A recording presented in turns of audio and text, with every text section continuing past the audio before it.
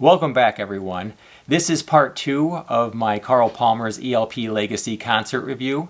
In this video, I will be interviewing guitarist Paul Bielatowicz.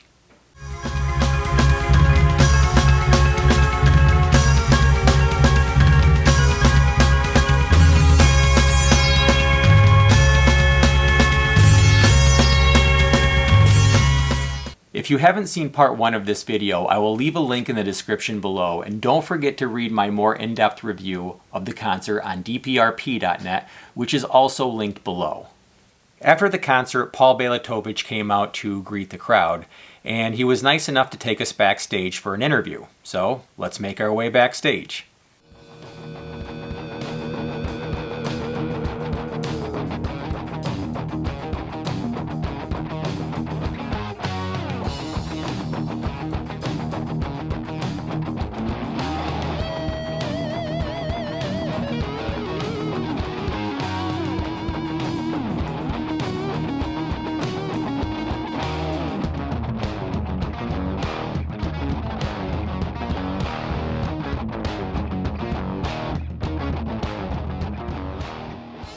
Oh yeah. Should we do it in front of, like, not in front of an ironing board? And maybe we could do it while we're ironing. I can iron.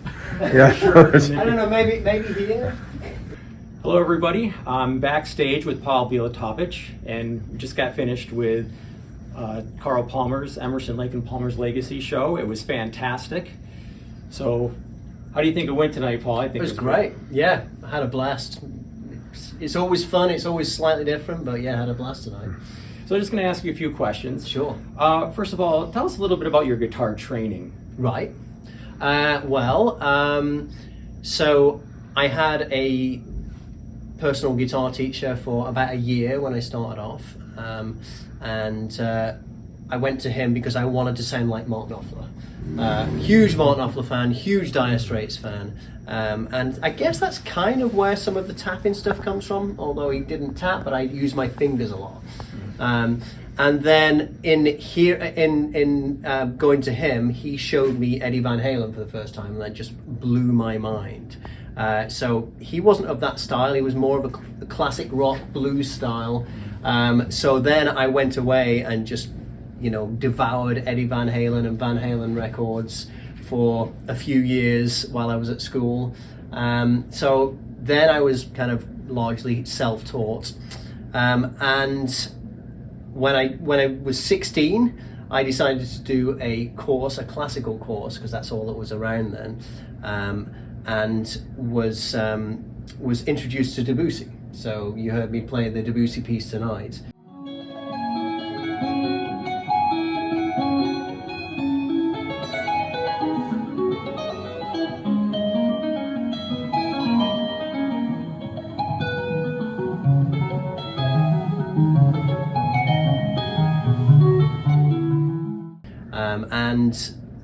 We did a module on Debussy, and it changed my life.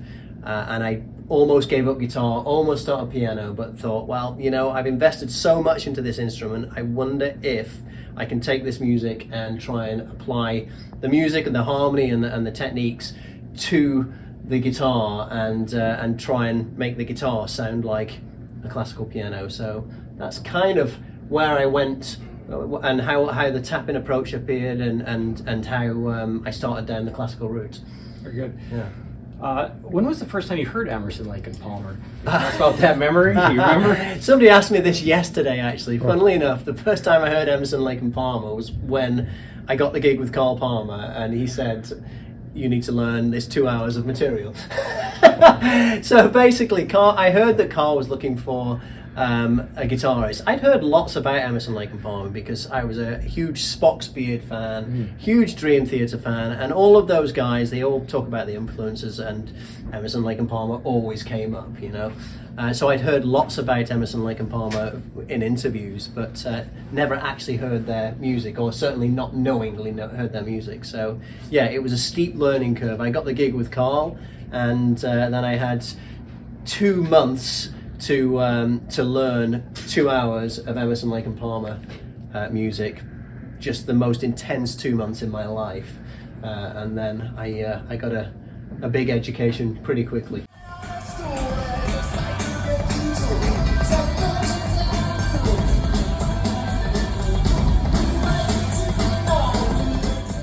you had big shoes to fill, but boy, you Yeah. did a fantastic job. Thank at that. you. So, Thank you. how was it? Like, how difficult was it to apply your style, your classical style, which is very prevalent in how he plays, Yeah. to Keith Emerson? Well, you know, it's funny. It was almost like this gig was waiting for me, and it was kind of.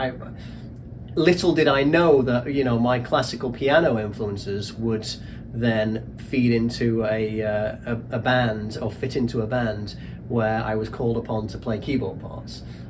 So yeah, I mean, it was fortuitous. It was kind of all the cards, all the stars are aligned, and yeah, I just found the right gig.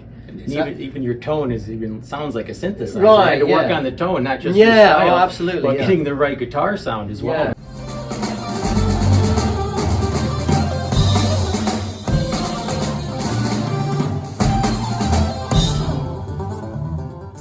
So there's a piece of software called MIDI Guitar 2 made by somebody called Jam Origin, and it's incredible.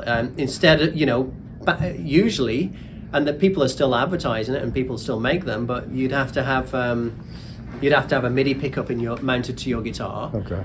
Or a special MIDI guitar that would then convert everything you're playing into MIDI, and then it can be translated into you know, different sounds.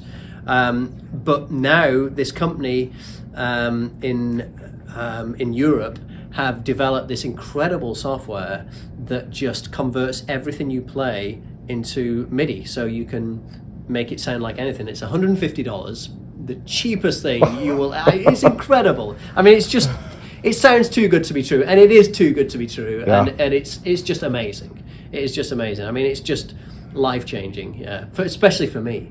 You know, for this gig.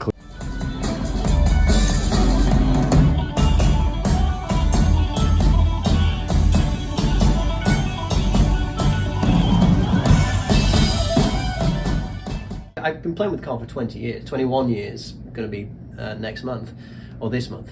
You know, so in all of that time, my playing has developed more keyboard-like over the course of my career with Carl, because, you know, this is the music I've been playing and gigging.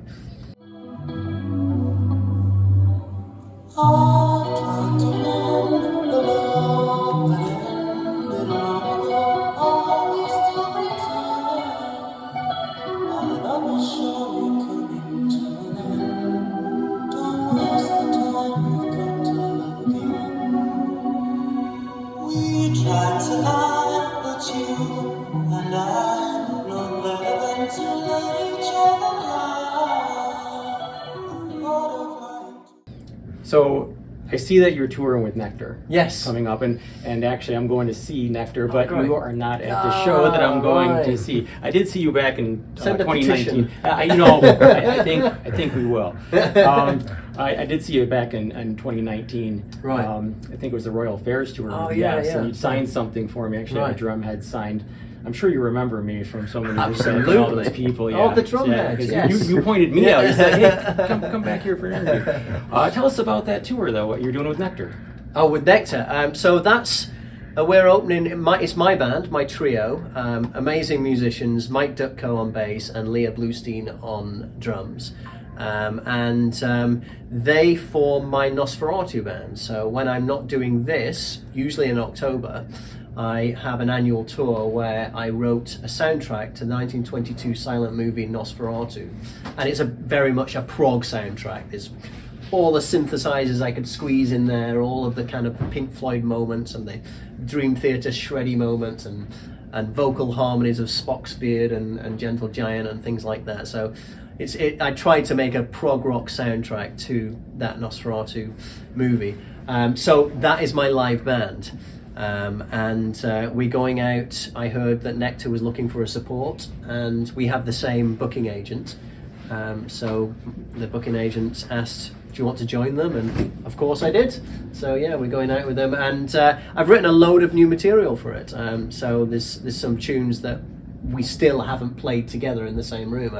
I've written them and I've sent them the music. So we're going to be playing some new material. In fact, one of the things we're going to do is we're going to do a We're going to perform a song specific to every single venue we play.